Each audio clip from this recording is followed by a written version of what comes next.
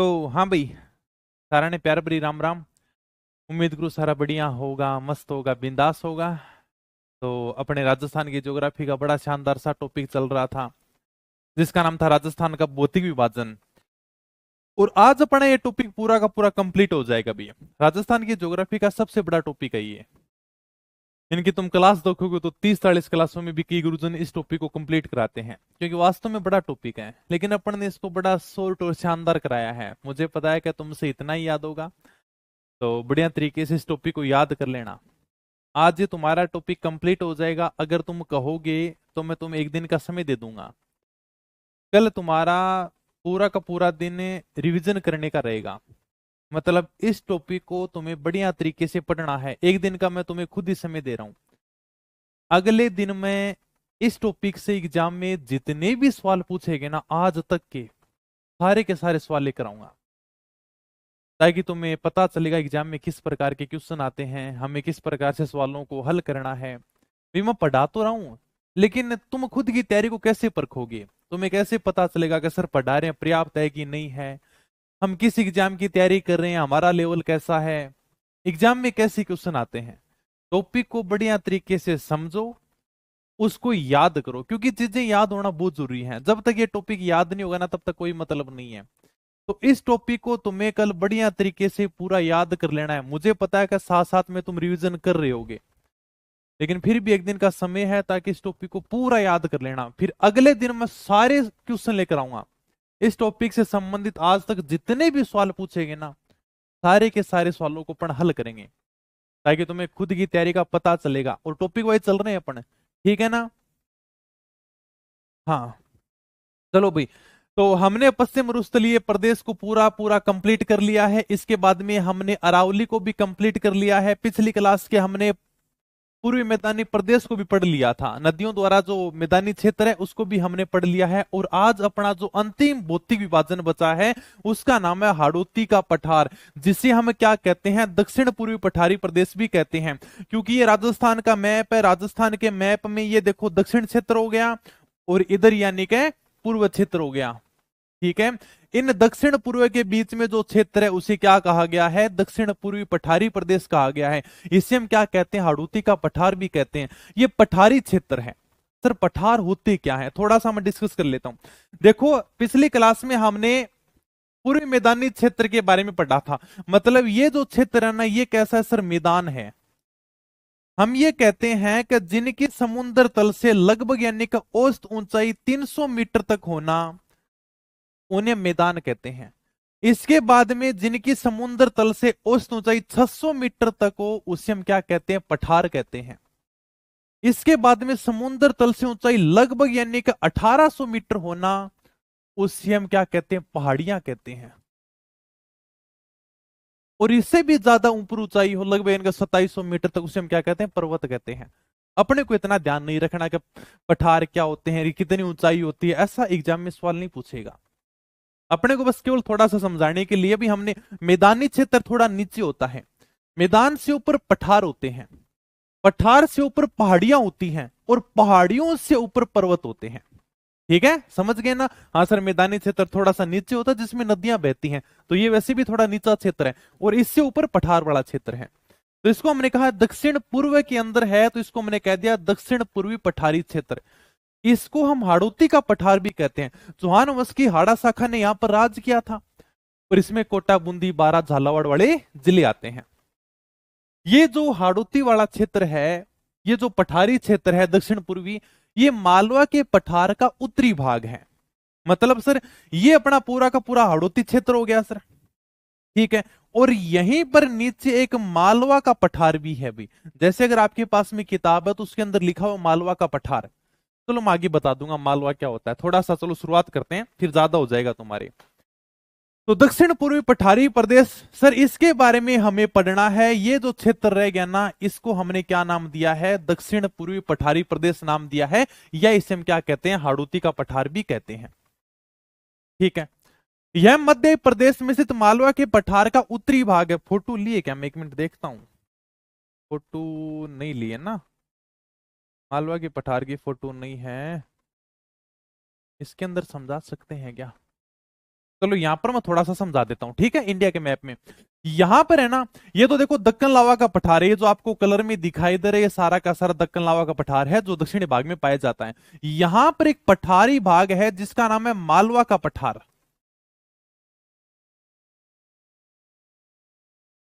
मालवा मुख्य रूप से मध्य प्रदेश में है, मध्य प्रदेश के झाबुआ है, नीमच है, रतलाम है, मंदसौर है, ये क्षेत्र आते हैं। और मालवा क्षेत्र हमेशा हरा भरा रहता था। मारवाड़ का हमेशा आदमी अगर नौकरी करने के लिए जाता ना, तो वो हमेशा मालवा के क्षेत्र में नौकरी करने के लिए जाता था, क्योंकि हमारे मारवाड़ में ज्यादा पानी होता नहीं था। और मारवाड़ का आदमी कहता कि मैं देखो यानी कि 7 समुद्र पार जा रहा हूं क्या व्यापार करने के लिए, हमेशा अपनी पत्नी को कहता कि मैं जा रहा हूं 7 समुद्र पार व्यापार करने के लिए। वास्तव में 7 समुद्र कुछ नहीं था। यहां देखो, यहां पर मालवा का पठार है, यहां पर ये पूरा का पूरा मारवाड़ का क्षेत्र है। और जब मारवाड़ का आदमी मालवा के पठार की तरफ जाता ना, तो बीच में छोटी मोटी 7 नदियां आती थी इस प्रकार से। और हमारे मारवाड़ के आदमियों ने कभी नदियां देखी नहीं थी, तो जब वो एक नदी को पार करते तो उन्हें लगता कि मैंने एक समुद्र को पार कर लिया क्या, क्योंकि उनके लिए वो एक समुद्र था। इसलिए गाना बनाया कि 7 समुद्र पार में तेरे पीछे पीछे आ गई। लेकिन वास्तव में सबको पता है कि 7 समुद्र पार किसी से नहीं होते। तो हमने क्या कहा कि 7 समुद्र पार करके हम यानी कि विदेश में व्यापार करने के लिए जा रहे हैं, भी खुद का देश छोड़कर मालवा के क्षेत्र में व्यापार करने के लिए आ रहा है। और ये मालवा का क्षेत्र हमेशा हरा भरा रहता है। आज भी आपको देखना तो नीमच ले जाओ, झाबुआ, रतलाम, ये मंदसौर वाला क्षेत्र है ना, ये मालवा के पठार के अंदर ही आता है। तो यहां पर कौन सा अपने मालवा का पठार है अभी। अब अगली लाइन क्या है कि मालवा के पठार का उत्तरी भाग है। इसको याद करने की कोई जरूरत नहीं है। कैसे जरूरत नहीं है सर, ये आपका हाड़ौती का पठार है। और यहां पर अगर आपके पास में किताब है तो इस प्रकार से फोटो भी दे रखी होगी जिसके अंदर हमने हरा कलर कर रखा है। सही बात है ना, बिल्कुल देखो आप मिल जाएगी आपको किताब के अंदर फोटो। ये क्या है, अपना मालवा का पठार है। इस प्रकार से मैंने नाम भी लिख रखा है, मालवा। अब अगर इस मालवा के पठार की बात करें तो उत्तरी भाग कौन सा होगा सर, उत्तरी तो ऊपर होगा सर, बिल्कुल, यानी कि उत्तरी भाग ये हो गया। और सर दक्षिणी भाग नीचे होगा, पूर्व ये हो गया, पश्चिमी हो गया। तो मालवा के उत्तरी भाग का ही ये विस्तार है, ये हमने कहा है। तो मध्य प्रदेश के अंदर है मालवा का पठार, और इस मालवा के पठार का उत्तरी भाग, उत्तरी का मतलब ऊपर की ओर है। तो ये नॉर्मल सी बात है, ठीक है सर। इसकी औसत ऊंचाई अगर पूछ लेना का हाड़ौती के पठार की लगभग औसत ऊंचाई क्या होती है, 500 मीटर है। जैसे अभी हमने पढ़ा है कि पठारों की लगभग यानी कि समुद्र तल से ऊंचाई हमें 600 मीटर देखने को मिलती है। अभी मैंने शुरुआत के अंदर ही बताया था, 300 मीटर यानी कि मैदानी क्षेत्र, 600 मीटर पठार और 1800 मीटर पहाड़ियां। तो लगभग अगर मैं बात करूं भाई का हाड़ौती के पठार की लगभग औसत ऊंचाई निकाले ना, कहीं पर कम है कहीं पर ज्यादा है। तो औसत ऊंचाई की बात करें तो लगभग यानी कि औसत ऊंचाई है 500 मीटर। ये याद रखना, एग्जाम में पूछा गया सवाल है।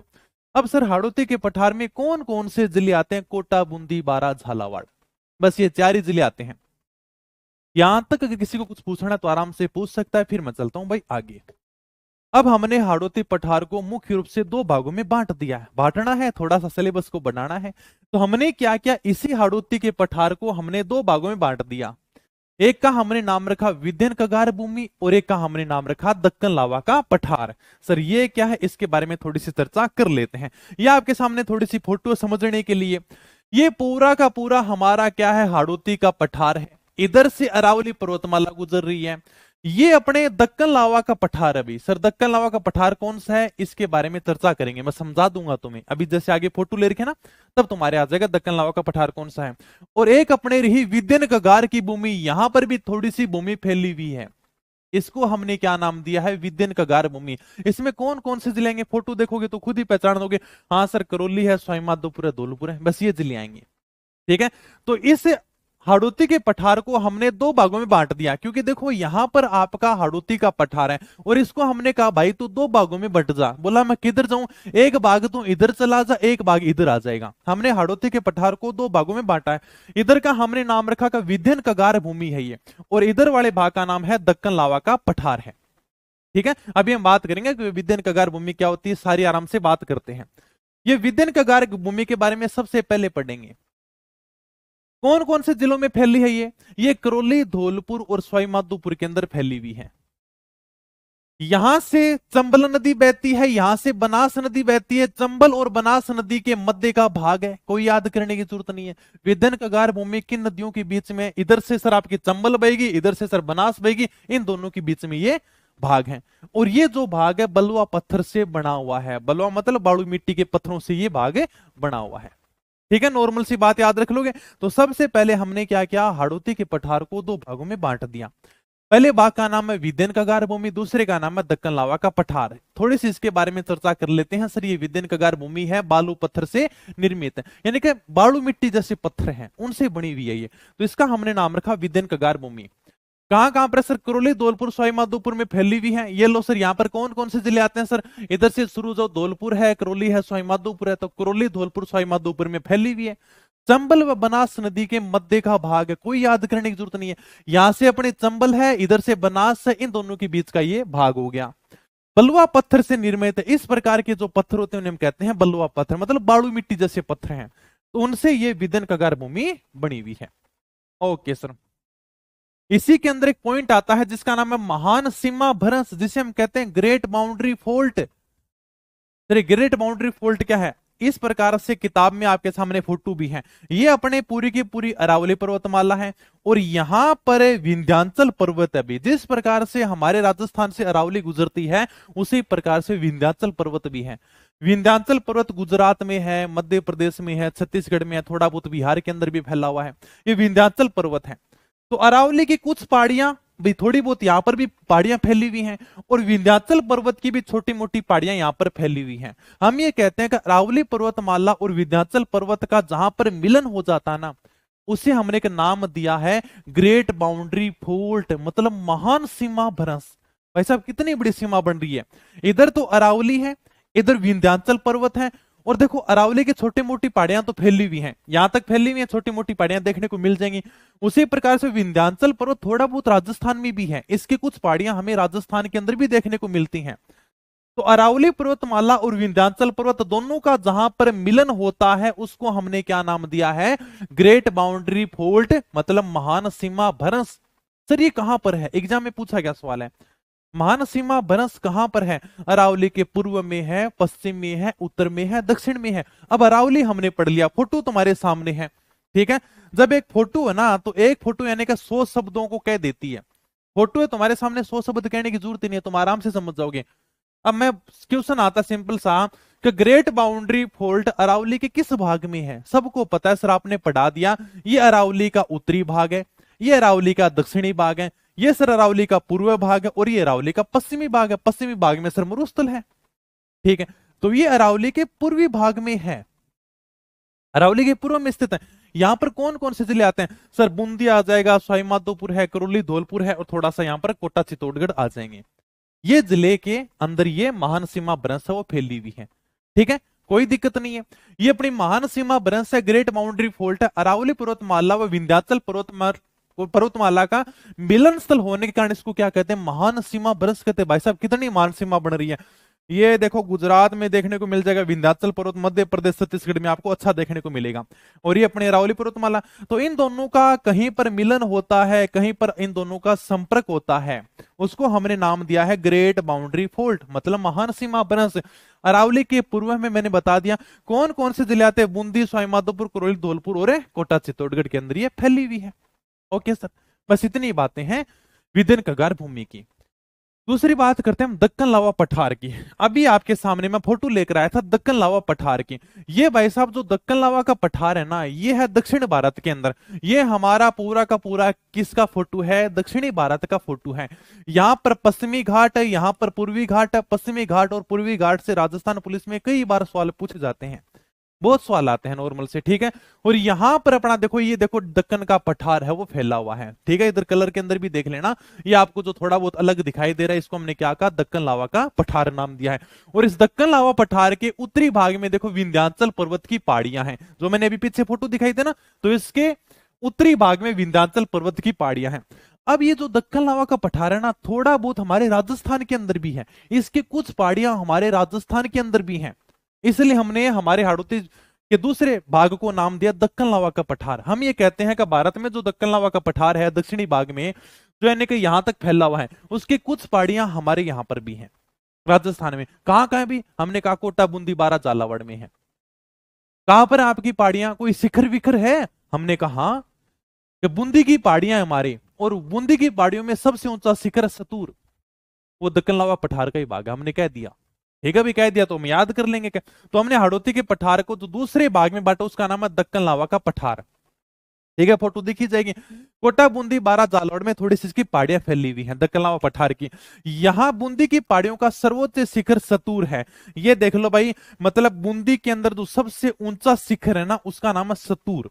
ठीक है, तो बूंदी की पहाड़ियों का सबसे ऊंचा शिखर कौन सा? सबसे ऊंचा शिखर है सतूर। ये आपके सामने फोटो रही, ये एग्जाम में पूछा गया क्वेश्चन है, किसी भाई ने फोटो भेजी थी कि सर जब आप यानी का ये बूंदी पर्वतमाला वाला सतूर पढ़ाओ ना, तो आप यानी का फोटो ऐड कर लेना। मैंने कर ली भाई।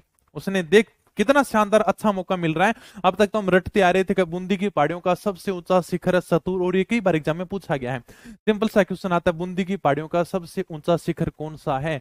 तो बूंदी की पहाड़ियों का सबसे ऊंचा शिखर है सतूर। ये देख लो, यहाँ पर एक छोटा सा माता जी का मंदिर भी बना हुआ है।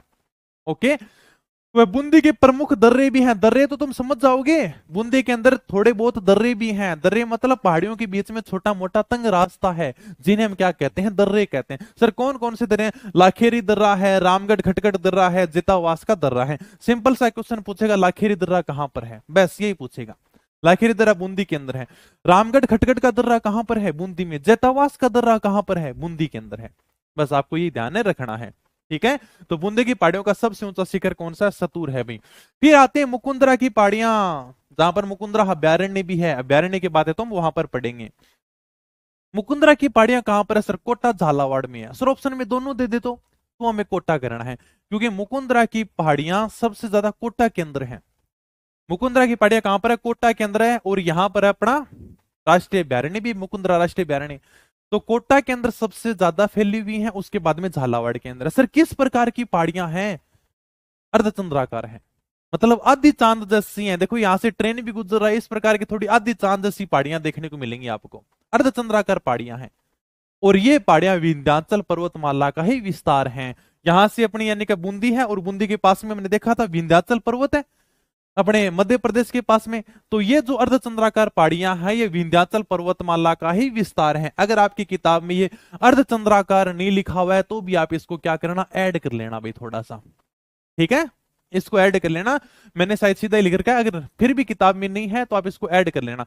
कोटा में सर्वाधिक व झालावाड़ जिले में अर्धचंद्राकार पहाड़ियां हैं। ये अर्धचंद्राकार पहाड़ियां विंध्याचल पर्वतमाला का ही विस्तार है। ऐड कर लोगे ना? ठीक है, तो ये क्या होगी? अपने मुकुंदरा की पहाड़ियां होगी। मुकुंदरा की पहाड़ियां अर्धचंद्राकार पहाड़ियां हैं, कोटा झालावाड़ जिले में फैली हुई हैं, और ये पहाड़ियां विंध्याचल पर्वतमाला का ही विस्तार है, मतलब विंध्याचल पर्वतमाला की ही पहाड़ियां हैं। इसके बाद में और बताओ सर, इस क्षेत्र में क्या विशेषता है? इसमें शाहबाद उच्च क्षेत्र भी है, बारावाड़ा। अभी यानी कि 2-3 दिन पहले जो एग्जाम हुआ था, एओ एग्जाम एग्रीकल्चर ऑफिसर का, उसके अंदर ये सवाल पूछा गया है भाई। उसके अंदर सेम टू सेम सवाल आया था, और अपनी किताब में दे भी रखा था। शाहबाद उच्च क्षेत्र 12। सर है क्या ये 12? देखो रामगढ़ एक जगह है 12 के अंदर, और यहां पर घोड़े के नाल की आकृति की पर्वत श्रेणी है। रामगढ़ 12 आपको दिख रहा है फोटो के अंदर? हाँ सर। तो रामगढ़ 12 में एक ऐसी पर्वत श्रेणी है जो घोड़े के नाल की आकृति है। अब कई तो ये नहीं समझते कि सर घोड़े की नाल क्या होती है, कोई सोचते हैं कि घोड़े की गर्दन जैसी होगी क्या? नहीं, घोड़े की नाल मतलब हॉर्स शू आकार है। यह नहीं कि घोड़े का जूता हो गया भाई एक प्रकार से। ठीक है, हॉर्स शू आकार, घोड़े का जूता ही एक प्रकार से। तो ये जो घोड़े के पैरों में पहनाते हैं ना, इसको कहा जाता है हॉर्स शू, मतलब घोड़े की नाल। इसको घोड़े की नाल बोला जाता है।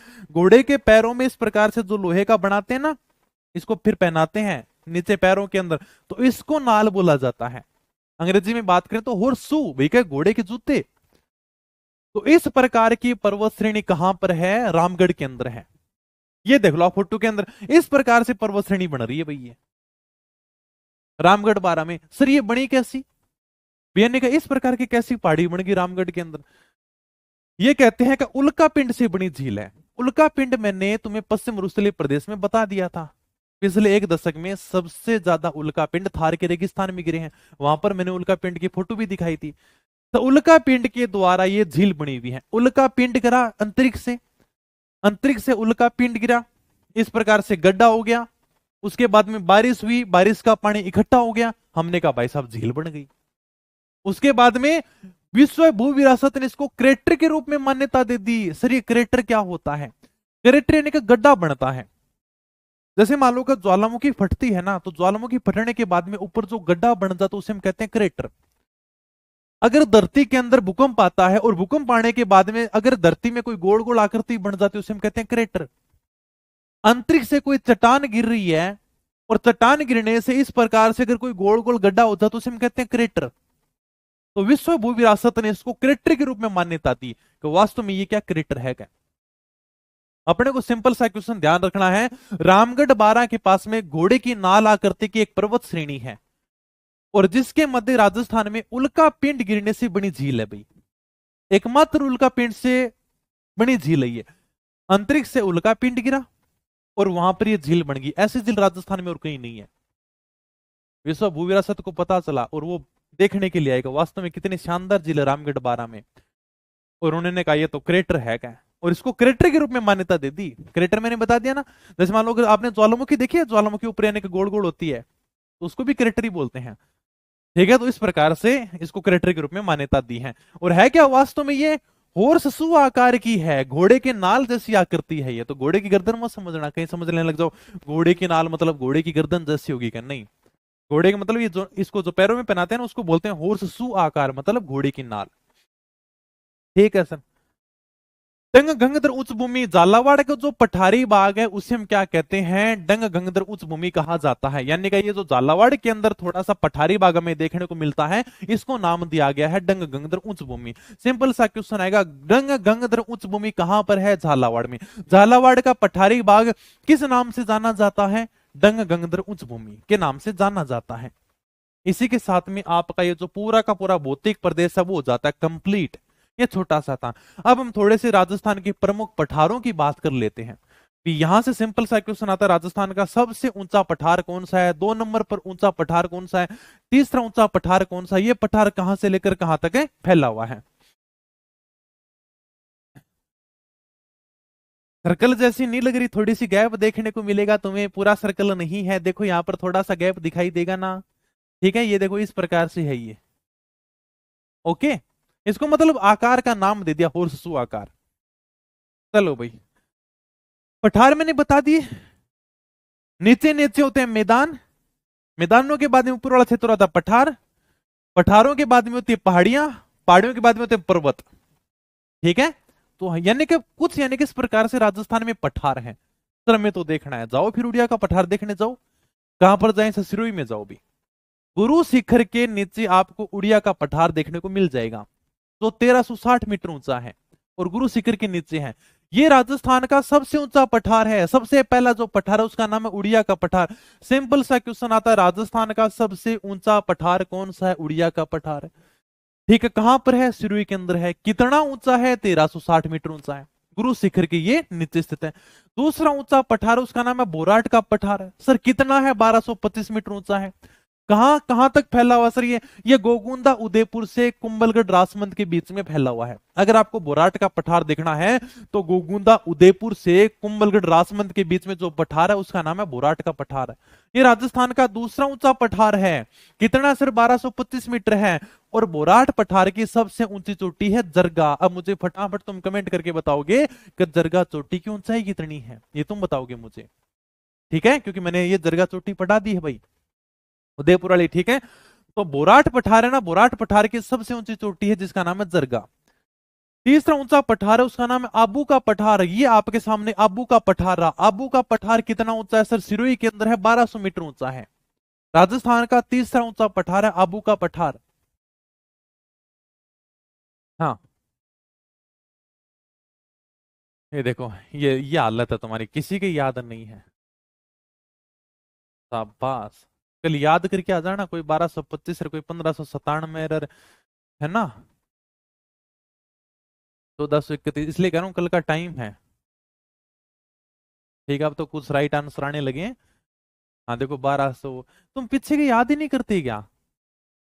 देखो 997, बताओ ये तुम फिर करते क्या? उससे डली क्लास लो। अरे क्लास लेने से होगा क्या भाई? पढ़ो तो सीन को। ये तुम्हें ऊपर की 4-5 चोटियां याद नहीं है। ये देखो 997, करो करो बढ़िया है। नहीं आ रहे उनके तो मैं कमेंट पढ़ ही नहीं रहा। कोई 1331 रे, कोई 1431। 1331 कहाँ लिखा दिया भाई मैंने? पढ़ लिया करो भाई, क्लास से हो जाएंगे एक दिन, ज्योग्राफी कंप्लीट हो जाएगी, पता ही नहीं चलेगा। चीजें माइंड में छपेंगी, किताब तुम एग्जाम हॉल में साथ लेकर नहीं जाओगे, किताब से क्वेश्चन आगे आ जाएंगे, ये दिमाग जाएगा एग्जाम हॉल के अंदर, और इसमें जो चीजें फिट होंगी ना वही तुम्हारे साथ में रहेंगी। इसलिए शॉर्ट चीजें हैं, रिवीजन कर लो ढंग से इनका। ये भी चीजें याद नहीं होती फिर क्या मतलब यार, 100 पेज तुमसे याद नहीं होते ज्योग्राफी के, 60 पेज तुमसे इतिहास के याद नहीं होते।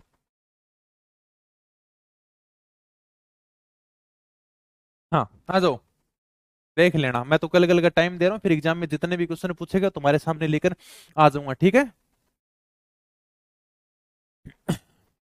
चलो ठीक है भाई। तो आबू का पठार सिरोही के अंदर है, राजस्थान का तीसरा ऊंचा पठार है। एक बार एग्जाम में सिंपल सा क्वेश्चन आ गया था, राजस्थान का जो माउंट आबू शहर है वो कितने मीटर की ऊंचाई के ऊपर स्थित है? 1200 मीटर की ऊंचाई के ऊपर है। यानी कि ये आपके सामने आबू का पठार है, और इसी आबू के पठार के ऊपर राजस्थान का सबसे ऊंचा शहर माउंट आबू बसा हुआ है। राजस्थान में अगर कोई सबसे ऊंचा शहर है ना, ऊंचाई में बसा हुआ, तो वो माउंट आबू है। सर कितने की ऊंचाई पर बसा है? 1200 मीटर की ऊंचाई पर बसा है। मतलब ये आपके सामने आबू का पठार है, इसके ऊपर राजस्थान का सबसे ऊंचा शहर बसा हुआ है माउंट आबू, 1200 मीटर की ऊंचाई पर बसा है। अगला मेसा का पठार 620 मीटर, किताब में फोटो दे रखी, देख लेना। मेसा के पठार के ऊपर चित्तौड़गढ़ का किला स्थित है। चित्तौड़गढ़ का किला देखने जाना। चित्तौड़गढ़ का किला जिस पठार के ऊपर है ना, यानी कि इस प्रकार से जो पहाड़ियां से आपको देखने को मिलेंगी वो मेसा का पठार ही है। तो मेसा का पठार 620 मीटर है, चित्तौड़गढ़ दुर्ग इसके ऊपर स्थित है भाई। लसाड़िया का पठार पहले उदयपुर में था, वर्तमान में सलूम्बर के अंदर है। सर मैं तो देखना जयसमंद झील देखने के लिए जाओ, जयसमंद झील के पूर्वी भाग में जो आपको पठारी भूमि देखने को मिलेगी वो लसाड़िया के पठार की है। उपरमाल का पठार बहुत इंपॉर्टेंट है, कई बार एग्जाम में पूछा गया है। उपरमाल का पठार बेसरोडगढ़ चित्तौड़गढ़ से बिजोलिया भीलवाड़ा तक है। ये हाड़ौती के पठार का ही भाग है। मतलब ये जो हाड़ौती के पठार का ही भाग है उपरमाल का पठार, ठीक है? बेसरोडगढ़ चित्तौड़गढ़ से बिजोलिया भीलवाड़ा तक ये इस प्रकार से फैला हुआ है। यहाँ पर हाड़ौती का पठार है, और यहाँ पर आपको बेसरोडगढ़ चित्तौड़गढ़ से बिजोलिया भीलवाड़ा तक उपरमाल का पठार देखने को मिलेगा। तो ये जो उपरमाल का पठार है ना, हाड़ौती के पठार का ही एक प्रकार से भाग है। Okay sir. मानदेसरा का पठार कहां पर है सर? चित्तौड़गढ़ के अंदर है, ठीक है सर। और अंतिम जो पठारी भाग है उसका नाम है बोरा बोमट का पठार। बोमट का नाम पता चल जाएगा, जहां पर भील जनजाति निवास करती है वो कौन सा है? बोमट का पठार है। मतलब सर उदयपुर है, सलूम्बर है, डूंगरपुर है, सिरोही है, यहां पर फैला हुआ है, इसके अंदर भील जनजाति निवास है वो करती है। ये सीधा सीधा आपको याद रखना है, पठारी क्षेत्र है। ओके, यहां से सिंपल से एग्जाम में कभी कभी क्वेश्चन आ जाते हैं। जिनकी हाइट लिखाई है वो याद करनी, बाकी किसी की हाइट तुमको याद नहीं रखनी, ठीक है? ज्यादा ज्ञान मत बढ़ाना तुम। चोटियां तो तुमसे याद नहीं होती, मैं कहता हूँ कि चोटियां याद कर लो, वो तो तुमने अब तक याद की नहीं है। आगे क्लास ले लो सर। अब एक दिन का तुम्हारे पास में कल समय है, इसको बढ़िया तरीके से पढ़ लेना टॉपिक को। मैं एग्जाम में सारे के सारे क्वेश्चन लेकर आऊंगा, जितने भी एग्जाम में क्वेश्चन पूछे गए ना भौतिक प्रदेश से, क्योंकि ये ज्योग्राफी का बड़ा टॉपिक है। अब यानी कि छोटे मोटे टॉपिक आएंगे आपके सामने, ठीक है? तो बढ़िया तरीके से हमने इस टॉपिक को समझा है फोटोओं के माध्यम से। अगर और भी तुम्हारा कोई डाउट रह गया तो मुझे बता देना, कमेंट कर लेना, फोन कर लेना, जो तुम्हारे मन में हो वो कर लेना भाई। लेकिन इस टॉपिक को बढ़िया तरीके से याद कर लेना। और कल चलो, कल तुम्हारे पास में पूरे दिन का समय है, कल मैं 1-2 क्लासें आपके ऊपर लेता हूँ, ताकि जैसे पॉलिटी के 1-2 टॉपिक बचे हो तो उनको कंप्लीट करा देते हैं। हाँ, योगेश चौधरी मेरा नाम लो, ले लिया भाई, तेरा नाम अब बता। टेस्ट में पूरा एक साथ में लेकर आ जाऊंगा, तुम्हारा कोई भी डाउट नहीं रहेगा, लेकिन टेस्ट देने में तभी मजा आएगा जब तुम्हारे क्वेश्चन से होंगे, नहीं तो फिर लाइव क्लास बीच में छोड़ छोड़ कर भागोगे, कहे यार का टॉपिक याद नहीं। क्या टॉपिक को बढ़िया विस्तार से पढ़ोगे, बढ़िया रिवीजन करोगे तो खुद के अंदर आत्मविश्वास आएगा। इसके बाद में एग्जाम में किस प्रकार के सवाल पूछे जाते हैं उनको हल करोगे तो और भी आत्मविश्वास आएगा कि वास्तव में यार एग्जाम में इस प्रकार के क्वेश्चन आते हैं, मतलब सर सही पढ़ा रहे हैं, इससे ज्यादा हमें पढ़ने की जरूरत ही नहीं है। सर 1-2 नए क्वेश्चन बढ़ाएंगे, हर एग्जाम में बढ़ते हैं, 1-2 क्वेश्चन के पीछे भागना भी नहीं है। कोशिश ये करो कि जितना किताब में तुम्हें मीटर मिल रहा ना, ये तुम्हारा गलत नहीं होना चाहिए। इतना करके आ जाओगे ना तो ही तुम्हारा बेड़ा पार है भाई। ओके, तो मिलेंगे फिर नई वीडियो में, तब तक धन्यवाद, थैंक यू, जय हिंद, जय भारत।